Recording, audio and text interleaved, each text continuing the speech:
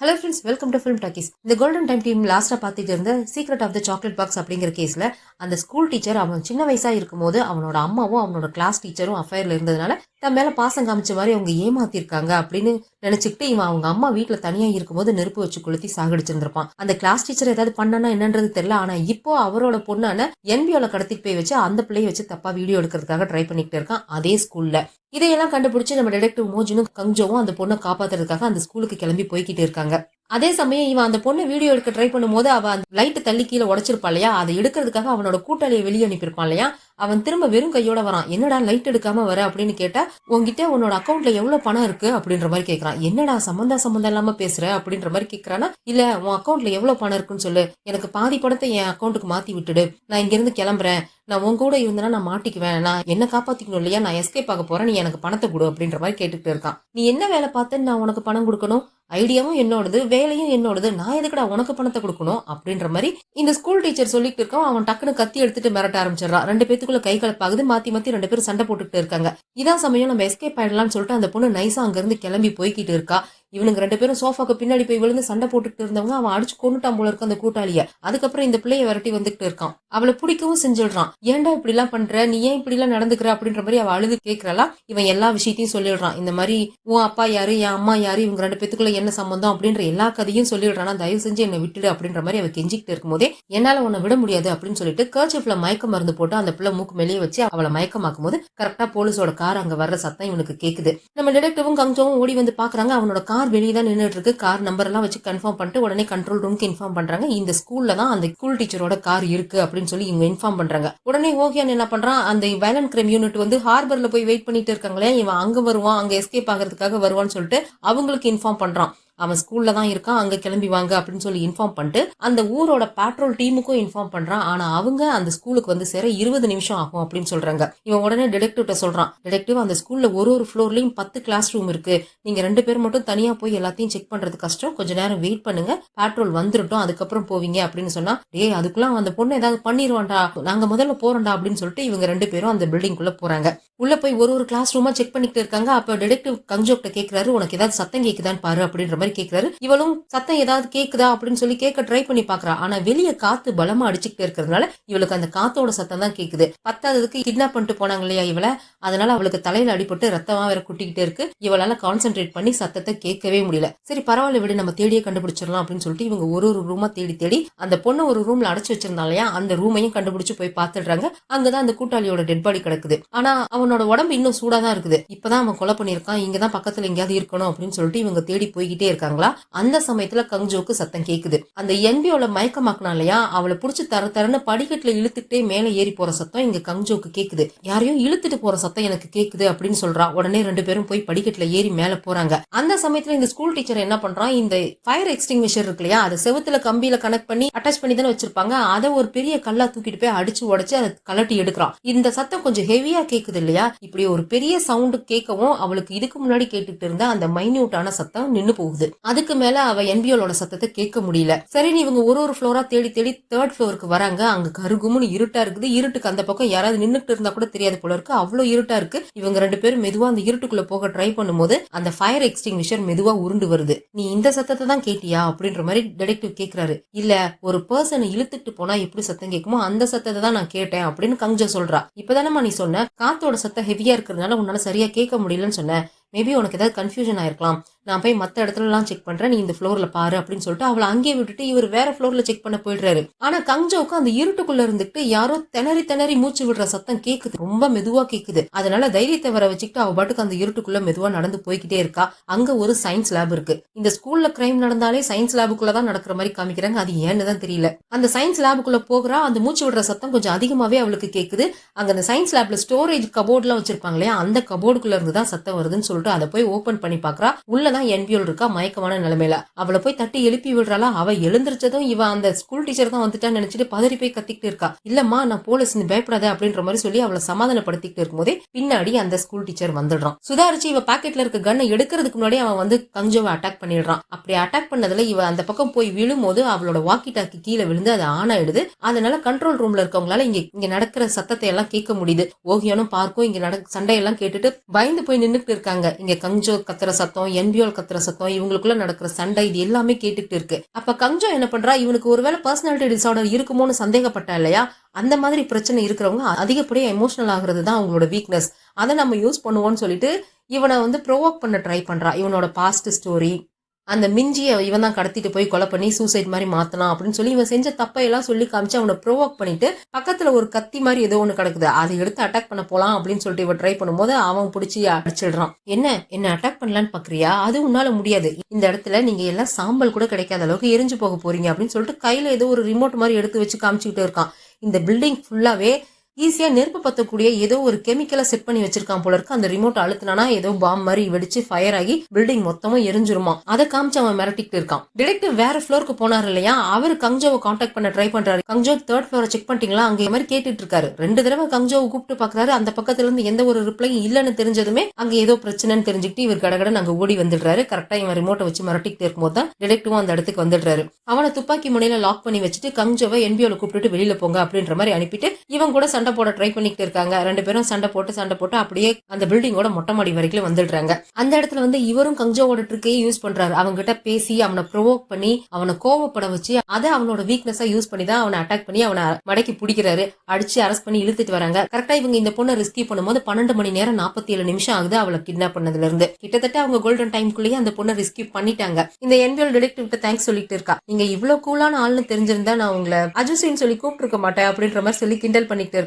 கங்ஜோக்கும் thanks சொல்றா. ஆமா, எனக்கு ஒரு விஷயம் சொல்லுங்க, நான் மயக்கத்துல தான் இருந்தேன், நான் சத்தம் கூட போடவே இல்ல, அப்படி இருந்தும் நீங்க எப்படி நான் அந்த கபோர்ட்ல இருந்தேன்றதை கண்டுபிடிச்சிங்க அப்படின்ற மாதிரி கேக்குறா. இவ என்ன சொல்றதுன்னு தெரியாம முழிச்சுட்டு நின்னுட்டு இருக்காளா. உன் பாட்டி உனக்காக வெயிட் பண்ணிட்டு இருக்காங்க, கிளம்பு கிளம்பு அப்படின்னு சொல்லிட்டு இவர் அடிச்சு விரட்டி விட்டுடுறாரு. அந்த சமயத்துல இந்த டீம் லீடர் வந்து டிடெக்டிவ்ட்ட உங்ககிட்ட ஒரு முக்கியமான விஷயம் பேசணும் அப்படின்னு சொல்றாரா. சொல்லுங்க சீஃப் அப்படின்னு கேட்டா, வெளியாட்கள் முன்னாடி பேச முடியாது, தனியா பேசலாமா அப்படின்னு சொல்லிடுறாரு. நீ போய் கார்ல வெயிட் பண்ணுமா, நான் வந்துடுறேன் அப்படின்னு சொல்லி கங்ஜோவை அனுப்பி வச்சிடுறாங்க. இவளும் கிளம்பி போறா. அப்படி போய்கிட்டு இருக்கும்போது அந்த ஸ்கூல் டீச்சரை மத்த டிடெக்டிவ்ஸ் எல்லாம் அரெஸ்ட் பண்ணி கூட்டிட்டு போறாங்க. இவன் கவனிக்கிறான், கொஞ்சம் தூரம் தள்ளி கங்ஜோக் நடந்து போய்கிட்டு இருக்கிறத. அவ போயிட்டு இருக்கிறத பார்த்துட்டு வேணும்னே இவன் என்ன பண்றான், பக்கத்துல இருக்க டிடெக்டிவ்ஸ்க்கு கேட்காத மாதிரி தலையை கீழே குனிஞ்சிட்டு ரொம்ப மெதுவா சொல்றான். எனக்கு கங்ஜோக்கு தான் மெதுவா பேசினா கூட கேட்கும் இல்லையா, நான் செத்தா என்ன, என் பொண்ணு இருக்கா, அவ கண்டிப்பா உன்னை விட மாட்டா அப்படின்ற வார்த்தை சொல்றான். இதை கேட்டதும் கங்ஜோ ஷாக் ஆயிடுறா. ஏன்னா இப்ப இவன் சொன்ன வார்த்தை கங்ஜோவோட அப்பா சாகிறதுக்கு முன்னாடி அந்த மான்ஸ்டர் கில்லர் கிட்ட சொன்ன வார்த்தை. அது எப்படி இவனுக்கு தெரியும் அப்படின்ற மாதிரி ஷாக் ஆயிட்டு குடுகுடுன்னு ஓடி வந்து அவன் கழுத்தை பிடிச்சு நெரிச்சுக்கிட்டு இது என்னடா சொன்ன அப்படின்னு கேட்டுக்கிட்டு இருக்கா. மத்த டிடெக்டிவ்ஸ் எல்லாம் அவளை தடுக்க ட்ரை பண்றாங்க. தள்ளி போங்க அப்படின்ற மாதிரி கோவமா கத்துறா. அவங்க எல்லாம் பயந்து ஒதுங்கி நின்னுக்கிறாங்க.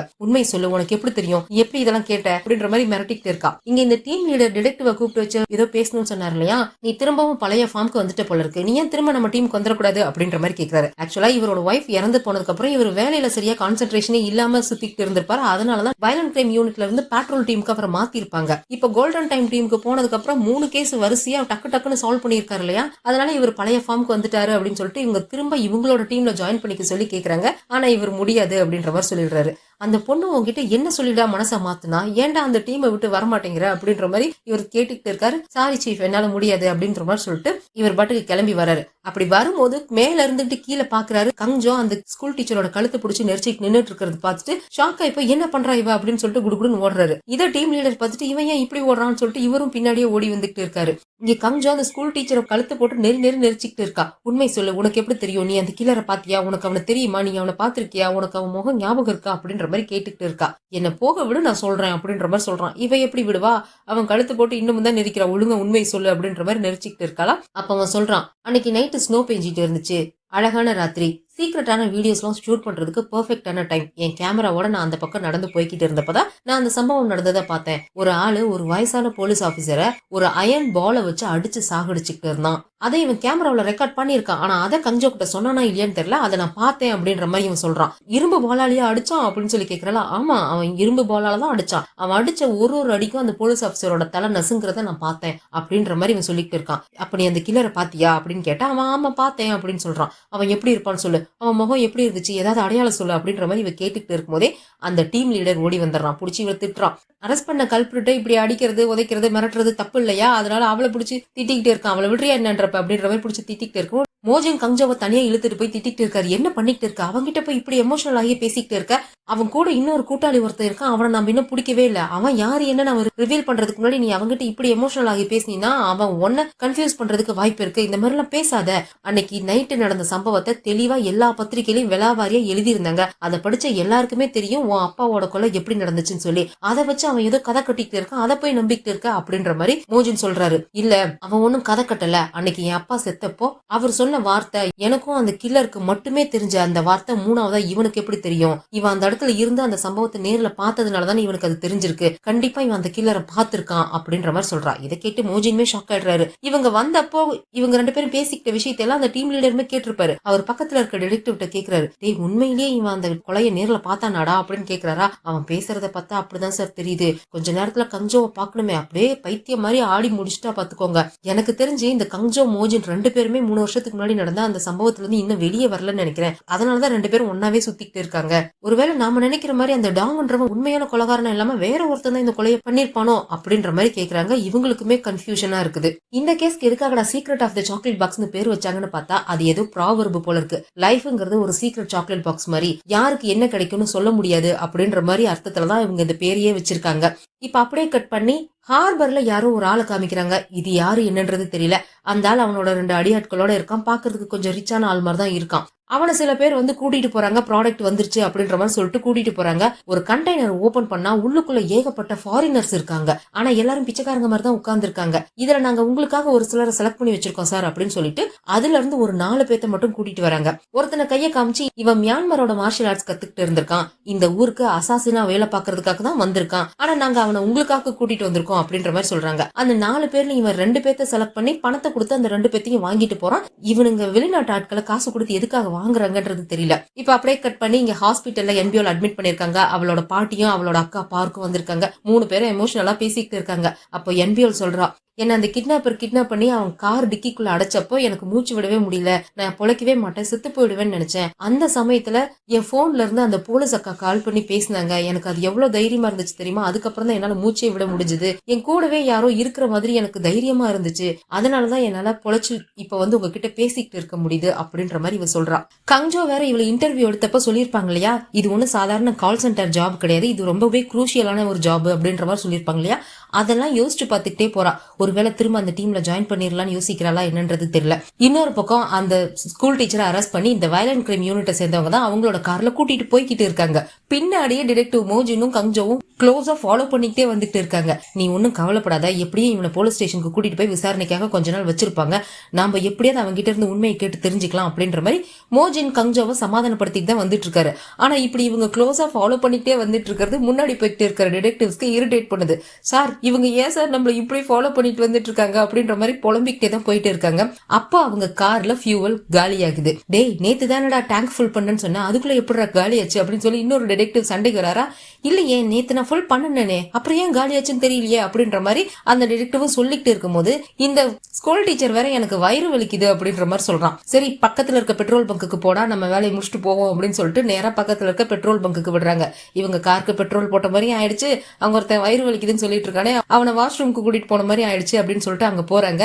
இங்க மோஜனும் கங்ஜோவும் அந்த பெட்ரோல் பங்க்லயும் வந்து வெளியவே வெயிட் பண்ணிட்டு இருக்காங்க இவங்களுக்காக. பெட்ரோல் போடுறதுக்காக மத்தவங்க எல்லாம் நின்னுட்டு இந்த ஸ்கூல் டீச்சர் கூட ஒரே ஒரு டிடெக்டிவ் மட்டும் தான் அவனுக்கு ஹேண்ட் கஃப் போட்டு வாஷ்ரூம்க்கு கூட்டிட்டு போய்கிட்டு இருக்காரு. கரெக்டா பாத்ரூம்குள்ள போனதும் அந்த டிடெக்டிவோட போன் அடிக்குது.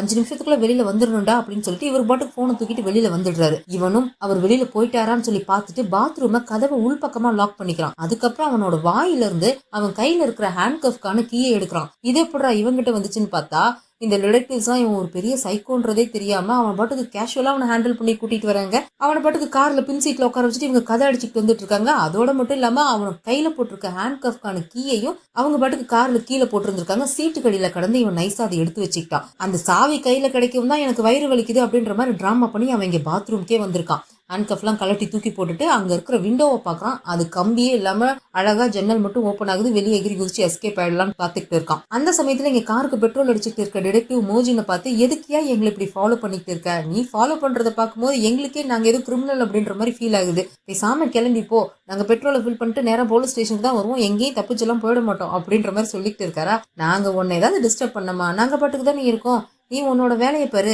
இப்படி வெட்டியா எங்ககிட்ட பேசி டைம் வேஸ்ட் பண்றதுக்கு பதிலா போய் பாத்ரூமுக்கு போனவனுக்கு காவலுக்கு இருங்க அப்படின்ற மாதிரி இவர் சொல்லிட்டு இருக்காரு. அந்த சமயத்துல நம்ம கங்ஜோவுக்கு பார்க் கிட்ட இருந்து மெசேஜ் வருது. நீங்க எனக்கு இன்னொரு வாய்ப்பு கொடுப்பீங்க அப்படின்னா நான் கோல்டன் டைம் டீம்ல ஜாயின் பண்ணிக்கலாம்னு நினைக்கிறேன் அப்படின்ற மாதிரி மெசேஜ் பண்ணிருக்கா.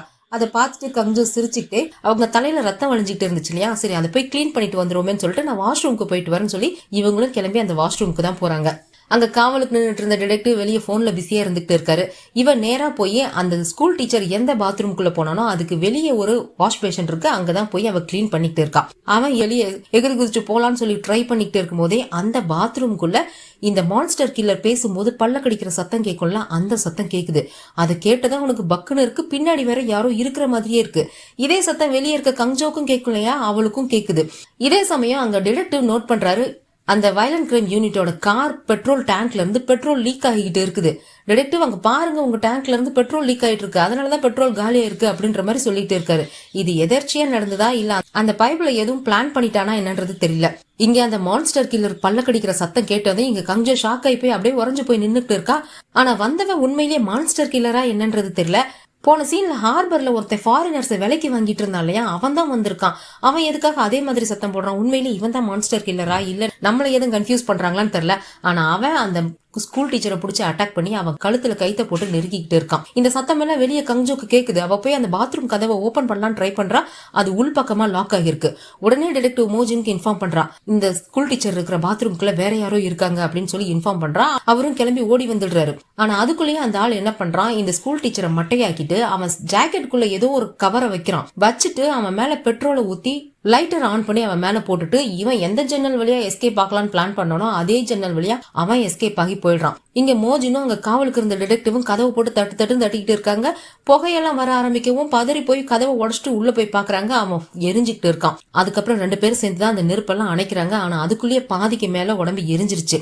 இங்க நடந்த கூத்து எதுவுமே அந்த காவலுக்கு இருந்த டிடெக்டிவ்க்கு தெரியாது இல்லையா, அதனால அவர் டீம் லீடருக்கு கால் பண்ணி இந்த ஸ்கூல் டீச்சர் பாத்ரூம்குள்ள சூசைட் அட்டெம்ப்ட் பண்ணிட்டான் அப்படின்ற மாதிரி தான் இன்ஃபார்ம் பண்ணிட்டு இருக்காங்க. ஆனா இவங்களுக்கு தான் உண்மை தெரியும் இல்லையா, உள்ள எவனோ வந்தான், அவன் தான் கொலை பண்ணிட்டு போயிட்டான்னு சொல்லி அங்க ஜன்னல கங்ஜோ நோட் பண்ணிட்டு டிடெக்டிவ் மோஜின் கிட்ட கண்ணை காமிக்கிறா. உடனே அவர் கிளம்பி இந்த கில்லர் இங்கதான் எங்கேயாவது பக்கத்துல இருக்குன்னு சொல்லிட்டு அவனை தேடிட்டு போயிடுறாரு. ஒரு 2-3 செகண்டுக்கு பக்கத்துல யாருமே இல்ல, கங்ஜோ மட்டும்தான் அந்த ஸ்கூல் டீச்சர் பக்கத்துல இருக்கா. அவன் இன்னும் சாகல, அவன் ஏதோ ஒண்ணு சொல்றதுக்கு ட்ரை பண்றான். அவன் என்ன சொல்றான்றது கங்ஜோக்கு புரியல. கிட்ட போய் காதை வச்சுட்டு டே மறுபடியும் சொல்லி என்ன சொன்னு கேட்டுக்கிட்டு இருக்காங்க. அவன் சொல்ல ட்ரை பண்றான், ஆனா அவன் சொல்றதுக்குள்ளேயே செத்து போயிடுறான். இங்க டிடெக்டிவ் ஓடி வந்து அந்த கில்லர் எங்கேயாவது இருக்கானான்னு வெளியெல்லாம் தேடிட்டு இருக்காரு. தூரத்துல இருந்துட்டு அந்த கில்லர் டிடெக்டிவ் தான் நோட் பண்ணிட்டு இருக்கான். இதுக்கப்புறம் இவங்க பார்க்க போற 4வது கேஸ்க்கான டைட்டில இந்த இடத்துல போடுறாங்க, ஐஸ் ஆன் த வால், அதாவது சுவற்றுக்கும் கண்ணு இருக்கும் அப்படின்ற மாதிரி அர்த்தம். கங்ஜோ அந்த டீம் லீடர்ட்ட போய் சொல்றா, இந்த ஸ்கூல் டீச்சர் சூசைட் எல்லாம் பண்ணிக்க கிடையாது, அவனை யாரும் கொலை பண்ணிட்டாங்க, யாரோ ஒரு ஆள் நம்மள அந்த ஸ்கூல்ல இருந்தே ஃபாலோ பண்ணி வந்திருக்காங்க. இங்க அந்த பாத்ரூம்க்கு அவன் போக போறான்னு தெரிஞ்சு அவனுக்கு முன்னாடி போய் அங்க ஒளிஞ்சிருந்து இவன் வந்ததும் கொலை பண்ணிட்டு நம்ம வர்றதுக்கு முன்னாடி அந்த ஜன்னல் வழியா எஸ்கேப் ஆகி போயிட்டாங்க அப்படின்னு சொல்றா. ஆனா இவன் சொல்றது எப்படி அந்த டீம் லீடர் நம்புவாரு? அவன் அப்பாவோட கொலையை பத்தி வளர்ந்ததுனால இப்ப நீ வந்து என்கிட்ட உளறிட்டு இருக்கியா, இவன் சூசைட் தான் பண்ணிட்டான்னு எல்லா எவிடன்ஸும் தெளிவா காட்டுது. ஃபாரன்சிக் ஆபீசர்ஸ் கூட அவனோட டெட் பாடியை பார்த்து கன்ஃபார்ம் பண்ணிருக்காங்க. அவன் எந்த கெமிக்கலை யூஸ் பண்ணி ஸ்கூலை எரிக்கிறதுக்கு பிளான் பண்ணியிருந்தாலும் அதே கெமிக்கலை யூஸ் பண்ணி தான் எங்கேயுமே அவன் சூசைட் பண்ணியிருந்திருக்கான் அப்படின்ற மாதிரி சொல்றாரு. அந்த கொலைகாரன் எரிக்கிறதுக்கு முன்னாடி இவனோட ஜாக்கெட்டுக்குள்ள ஏதோ ஒரு கவரை வச்சான் இல்லையா, அந்த கவர் இவன் யூஸ் பண்ணியிருந்த அதே கெமிக்கல் தான் போல இருக்கு. அதை வச்சுதான் இவங்க கன்ஃபார்ம் பண்றாங்க இவன் சூசைட் தான் பண்ணிட்டான்னு சொல்லி. அது மட்டும் இல்லாம கொஞ்ச நாளைக்கு முன்னாடி இவனே சோசியல் மீடியால போஸ்ட் போட்டிருக்கான், ஒருவேளை நான் போலீஸ்ல மாட்டிக்கிட்டேன் அப்படின்னா நான் சூசைட் பண்ணிக்குவேன் அப்படின்ற மாதிரி அவன் சொல்லியிருக்கான். ஆல்ரெடி நாங்க சரியா கண்காணிக்கல அப்படின்றதுனால நாங்க பிரச்சனையில மாட்டதான் போறோம், இதை நீ கொலைன்ற மாதிரி சொல்லி எங்களை இன்னும் பெரிய பிரச்சனையில மாட்டி விட்டுறாத தாயே, நாங்க